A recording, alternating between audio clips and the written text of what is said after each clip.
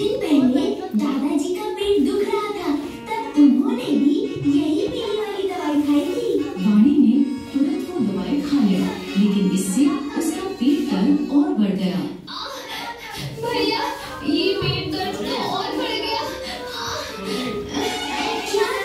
रुको, मैं दादाजी के दवाई के डिब्बे से कोई और दवाई लेकर आता हूँ।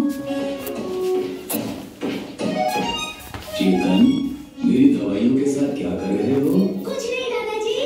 चेतन, याद रखना, दवाइयों से खेलना नहीं चाहिए, क्योंकि दवाइयाँ बीमार होने पर ही खाई जाती हैं, और अगर बिना किसी बीमारी के इन्हें खाया जाए तो इससे शरीर को बहुत नुकसान पहुंचता है। ठीक है दादाजी। ये कहकर चेतन वहाँ से भागकर अपने कमरे में आ गया। उसने वाणी को वो दवा खिला दी, जिससे वाणी की तबीयत और बिगड़ गई। वो दर्द के कारण जोर जोर से रोने लगी। वाणी को रोता देख चेतन को अपनी गलती का एहसास हुआ और वो भी रोने लगा। ये सब मेरे कारण हुआ है। मुझे तुम्हारी बीमारी का बहाना नहीं लगाना चाहिए था। दादाजी ठीक कहते हैं, हमें बिना किसी बीमारी के दवा नहीं खानी चाहिए।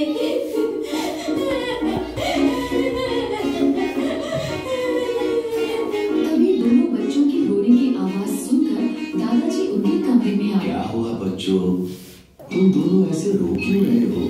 चेतन ने रोते रोते उन्हें सारी बात बताई। सारी बात जानकर दादाजी ने उन्हें समझाते हुए कहा, बच्चों, गलतियाँ गलती से ही होती हैं, लेकिन अगर हम उस गलती को बड़ों से छिपाते हैं तो वो गलती गुनाह बन जाती है। इसलिए कुछ भी गलत होने पर हमें इसके